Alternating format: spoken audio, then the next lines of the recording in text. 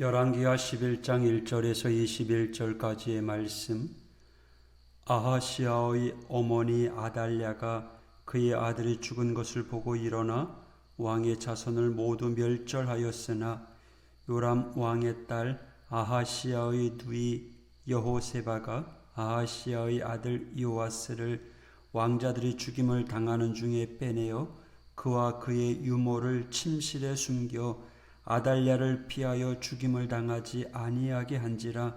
요아스가 그와 함께 여호와의 성전에 6년을 숨어 있는 동안에 아달랴가 나라를 다스렸더라.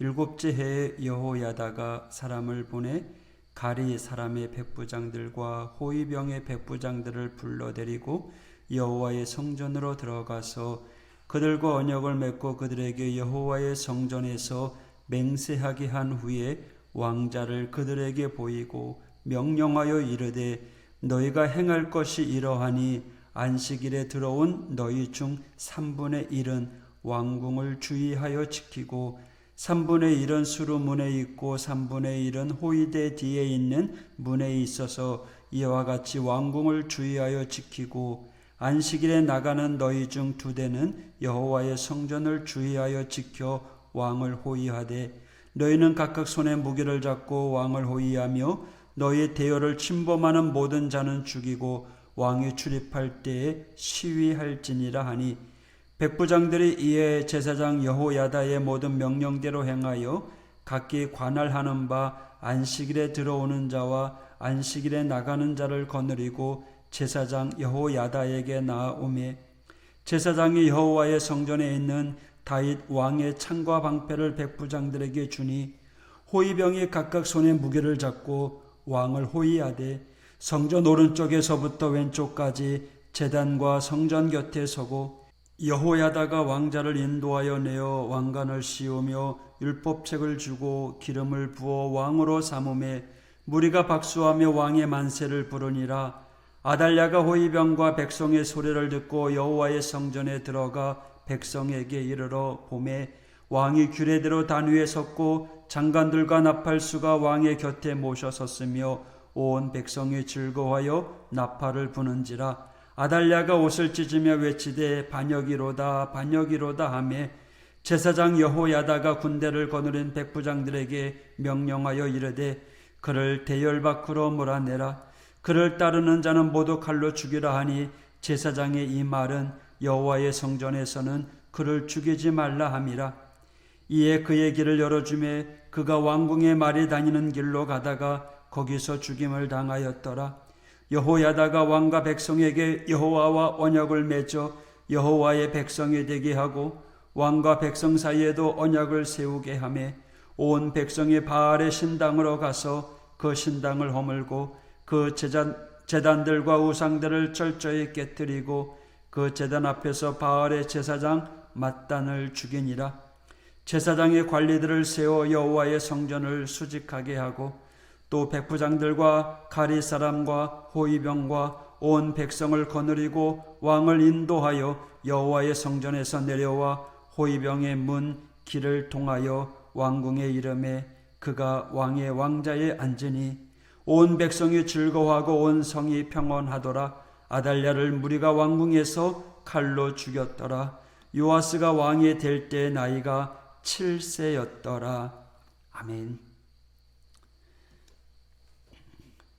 예후가 북이스라엘 왕과 유다 왕 모두를 심판했지만 그렇다고 이스라엘에 남아있는 악을 모조리 심판한 것은 아닙니다. 오늘 본문에서 예후가 제거하지 못한 남아있는 악이 있는데 그것이 아달랴라고 이야기합니다. 아달랴는 북이스라엘 왕 이세벨의 딸입니다. 남왕국 유다를 통치한 유일한 여인입니다. 북이스라엘 출신인 이 아달랴는 사마리아에서 성장했고 바알을 섬겼습니다. 유다 왕 여호람과 결혼해서 아하시아를 낳았으나 아들이 죽자 왕의 일가족을 몰살시킨 후 자신이 왕위에 오른 여인입니다. 보통의 경우라면 아들이 죽으면 아들의 죽음에 슬퍼하거나 충격 속에 있어야 하는데 이 아달랴는 아들의 죽음을 유다의 통치 기회로 삼습니다. 그만큼 아달랴는요, 권력에 대한 욕심이 있었습니다. 그때를 노려왔고 때가 되자 과감하게 권력을 쟁취합니다. 물론 자신이 왕의 다른 자손에게 죽을 수도 있었기 때문에 그럴 수 있지만 이렇게 과감하게 왕의 자손을 제거하는 것을 보면 아달랴는 그만큼 강인한 여인이었던 것 같습니다.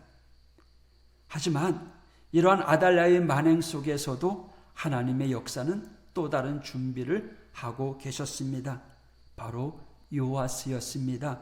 요아스는 여호와의 성전에서 몰래 성장했습니다. 요아스가 성전에 숨어 산 지 7년째 되는 해, 제사장 여호야다의 명령으로 아달랴로부터 왕권을 돌려받는 일이 진행됩니다. 여호야다의 리더십으로 요아스가 왕이 됩니다. 아달랴는 죽임을 당하게 됩니다. 그리고 아달랴가 세웠던 바알 신당을 허물고 우상을 제거하고 바알의 제사장들을 제거합니다. 아달랴가 때를 기다려 왕권을 가져갔지만 여호야다도 때를 기다려 왕권을 원래의 자리로 돌려놓습니다. 어찌 보면 권력을 두고 서로 싸우는 모습 같기도 합니다. 하지만 이것은 단순한 권력 쟁탈전이 아닙니다. 하나님의 역사와 악의 세력이 잔존해서 계속 대립하고 있는 것입니다. 예후로 인해서 악한 세력이 많이 제거된 것 같았지만 생각지도 못한 부분에서 새로운 악이 등장했어요. 또 이것이 한동안 큰 세력을 형성합니다. 하지만 이것도 잠시 또 다른 하나님의 세력이 악을 무력화시킵니다. 이스라엘은 계속해서 이러한 하나님의 역사와 악의 잔존이 서로 대립하는 모습을 보여주고 있습니다.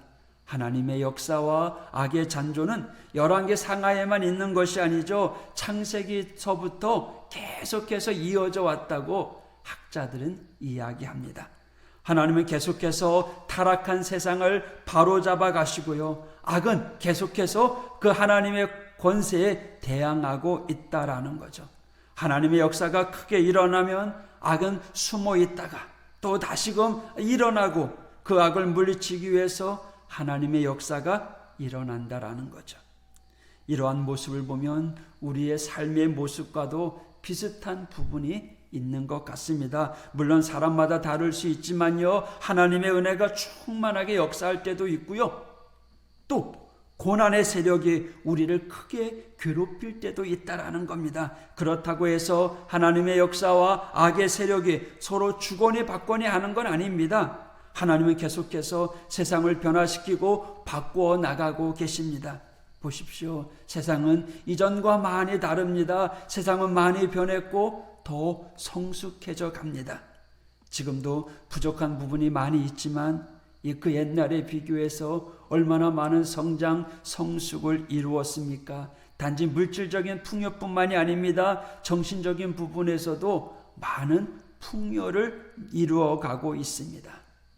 하나님의 역사가 이 세계를 이끌어가고 있습니다. 인류는 계속해서 성장합니다. 의식 수준이 발달해 가고 있습니다. 세상만 그런가요? 우리 개인도 마찬가지입니다. 우리 앞에 은혜로운 일이 있기도 하지만 힘든 일, 어려운 일이 있기도 합니다. 그 힘들고 고된 일, 어려운 일 가운데 잠시 지나가면 감사한 일이지만 그러지 아니하고 계속 우리를 힘들게 할 때도 있습니다.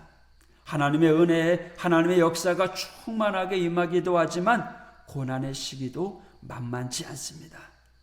하지만 우리는 그렇게 은혜와 고난을 반복하며 살고 있는 게 아니에요. 그냥 은혜와 고난 속에서 우리의 믿음이 성장하고 더 성숙해 간다는 사실을 우리는 알아야 됩니다. 하나님의 자녀로서 이전보다 더 성숙하게 살아가고 있다라는 거죠. 사실 우리는 원하는 게 뭐예요? 평탄하고 안정되고 하나님의 은혜와 축복으로 가득 찬 삶을 살아가기를 원하잖아요. 그런데 하나님은 그렇게 되기를 원하지 않으셔요. 하나님은 우리가 그냥 은혜 가운데 축복 가운데 살아가는 것이 아니라 성숙한 신앙인이 되길 원해요. 성숙한 신앙이 된다라는 것은 마치 열매를 맺는 그 채소나 과일, 곡식들이 여름에 무더운 태양 또 많은 비를 겪어내고 태풍을 이겨내야지만이 아름다운 열매를 맺어가는 것처럼 하나님은 우리의 믿음이 성숙되기를 원합니다. 어린아이의 신앙이 아니라 점점 더 자라는 겁니다. 그러기 위해서는 아픔만큼 성숙해지는 겁니다. 은혜와 고난이 함께 있어야 된다라는 거죠. 그것이 반복됨으로 우리의 믿음이 성장하는 거예요. 그 고난을 이겨나감으로 우리가 더욱더 성숙된 하나님의 자녀로 살아갈 수 있는 겁니다. 여러분, 우리의 믿음이 자라가십시오. 우리의 믿음이 굳건해지시기를 축복합니다. 지금 여러분의 상황은 어떻습니까? 은혜의 기간입니까? 고난의 기간입니까? 은혜의 기간이라면 감사하면서 겸손하십시오. 만약에 고난의 기간이라면 나의 연약함, 나의 부족함을 주님 앞에 내려놓으십시오.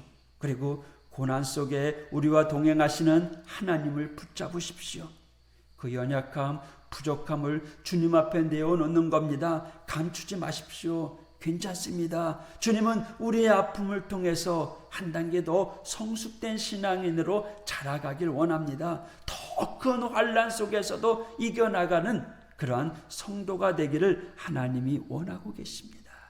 여러분, 우리의 약함을 주님 앞에 내려놓으십시오. 주님 앞에 고백하십시오. 괜찮습니다. 주님이 만져주십니다. 주님의 손길로요, 우리의 약점이 강점이 될 것입니다. 변화될 것입니다. 연약한 신앙에서 성숙한 성도로 자라갈 수 있습니다. 왜요? 고난 중에서도요, 하나님의 역사는 계속되기 때문에 그렇습니다. 사망 권세도 이기신 하나님의 능력이기 때문에 그렇습니다. 오늘도 우리 앞에 어떤 일들이 찾아온다고 할지라도 감사하면서 또 주님께 맡겨가면서 이겨나가는 우리 하나님의 성도들 되시기를 축복합니다. 할렐루야. 기도하겠습니다. 하나님 아버지, 오늘 열왕기하 11장의 말씀을 읽었습니다. 은혜와 고난의 반복이라고 하는 제목으로 이 땅에 살아가면서 우리 앞에 하나님의 은혜가 충만하지만, 그래서 감사할 일들이 많지만, 그럼에도 불구하고 때로는 고난, 힘든 일, 어려운 일, 역경이 우리에게 찾아올 때도 있습니다. 하나님, 이것을 물리쳐 달라고 기도하는 자가 아니라 이기게 해달라고 기도하는 우리 믿음의 성도들 되게 하여 주옵소서. 고난 속에 고난을 딛고 이겨내 우리의 믿음이 더욱더 성숙된 하나님의 사람으로 자라가게 하여 주시옵소서. 지금도 우리와 함께 동행하시는 좋으신 하나님을 찬양합니다. 하나님, 오늘 하루도 승리케 하여 주옵소서. 오늘 하루도 지켜보아여 주시옵소서. 예수님 이름으로 간구하며 기도하였습니다. 아멘.